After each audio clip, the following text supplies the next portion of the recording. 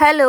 അപ്പൊ ഇന്നത്തെ വിശേഷം എന്താന്ന് വെച്ചാൽ നമ്മുടെ വാവയുടെ പേര് വിളിയാണേ, അതായത് ഗ്രീഷ്മേച്ചിയുടെ ഉണ്ണിയേട്ടന്റെ വാവ. അപ്പൊ രാവിലെ തന്നെ ഞാൻ ഗ്രീഷ്മേച്ചിനെ റെഡിയാക്കാൻ വേണ്ടി പോയിട്ടുണ്ടായിരുന്നു. ഇവർക്ക് എന്ത് പരിപാടി വന്നാലും മേക്കപ്പ് ആർട്ടിസ്റ്റ് ഞാൻ തന്നെയായിരിക്കും. വലിയ മേക്കപ്പ് ഒന്നും ചെയ്തിട്ടില്ല, ജസ്റ്റ് ഹെയർ ഒന്ന് സെറ്റ് ചെയ്തു, മുല്ലപ്പൂ വെച്ചു, അത്രേ ഉള്ളൂ. കാരണം സമയം ഉണ്ടായിരുന്നില്ല. അവർ എത്ര മണിക്കാ വരുമെന്ന് എന്നോട് പറഞ്ഞിട്ടുണ്ടായിരുന്നു. അതുകൊണ്ട് ഞാൻ ലേറ്റ് ആയിട്ടാ പോയത്. ത്രെഡ് പോലും ചെയ്യാൻ പറ്റിയില്ല. ഇതാ വാവയുടെ നെയിം റിവീലിംഗ് ബോർഡ്. ഇത് ഉണ്ണിയേട്ടൻ തന്നെ ഉണ്ടാക്കിയതാണ്. ഗ്രീഷ്മേച്ചി റെഡിയായി കഴിഞ്ഞപ്പോഴേക്കും എല്ലാവരും വന്നിട്ടുണ്ടായിരുന്നു. ഞാൻ ഹെയർ സ്റ്റൈൽ അങ്ങനെ ചെയ്യാം ഇങ്ങനെ ചെയ്യാന്നൊക്കെ പറഞ്ഞ് പ്ലാൻ ചെയ്തത്. അവസാനം എല്ലാം കൂടെ എങ്ങനെയൊക്കെ തട്ടിക്കൂട്ടുക ചെയ്തു. ഗ്രീഷ്മേച്ചിയുടെ വളകാപ്പിന് ഞാൻ തന്നെയായിരുന്നു മേക്കപ്പ് ആർട്ടിസ്റ്റ്. പക്ഷെ അന്നൊന്നും ഞാൻ വീഡിയോ എടുത്തിട്ടുണ്ടായിരുന്നു. അപ്പോഴൊക്കെ മടി പിടിച്ചിട്ട് ഞാൻ വീഡിയോ ഇടൽ നിർത്തി വെച്ചിരിക്കായിരുന്നല്ലോ. അതൊക്കെ പോട്ടെ, ഇനിയിപ്പോ പറഞ്ഞിട്ട് എന്താ കാര്യം. ഡ്രസ് കോഡൊക്കെ ഉണ്ടായിരുന്നേ, ഗ്രേപ്പ് കളറും വയലറ്റും ഒക്കെ ആയിരുന്നു. ആ കളർ ആവാൻ കാരണം ഗ്രീഷ്മേച്ചി. കാരണം ഗ്രീഷ്മേച്ചിയുടെ സാരിയുടെ ബ്ലൗസിന്റെ കളറാണ്. ബ്ലൗസിന്റെ കളർ അതായത് കൊണ്ടാണ് വാവക്ക് ഉണ്ണിയേട്ടനും ആ കളർ എടുക്കേണ്ടി വന്നത്. അതുകൊണ്ടാണല്ലോ ഞങ്ങളും ഈ കളർ ഇടേണ്ടി വന്നത്. അങ്ങനെ നമ്മൾ വാവയുടെ പേരിടൽ ചടങ്ങിലേക്ക് കടക്കുകയാണ്. അപ്പൊ പേരെന്താന്ന് വെച്ചാൽ എറിക് ലിയോ. ഉണ്ണിയേട്ടൻ നല്ല കട്ട മെസ്സി ഫാൻ ആയതുകൊണ്ട് ഇങ്ങനെ ഒരു പേരിട്ടെന്ന് നിങ്ങൾ തെറ്റിദ്ധരിക്കും. പക്ഷെ തെറ്റിദ്ധരിക്കൊന്നും വേണ്ട, അത് ശരിയായിട്ടുള്ള ധാരണ തന്നെയാണ്. അപ്പൊ ഇനി മുതൽ നമ്മൾ ഇവനെ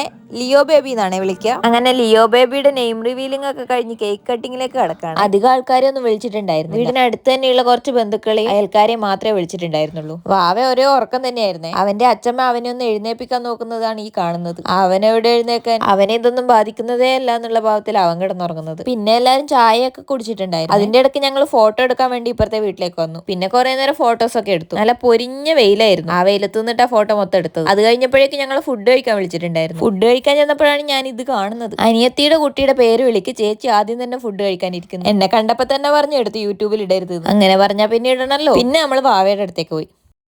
കുട്ടീനെ കളിപ്പിക്കുന്ന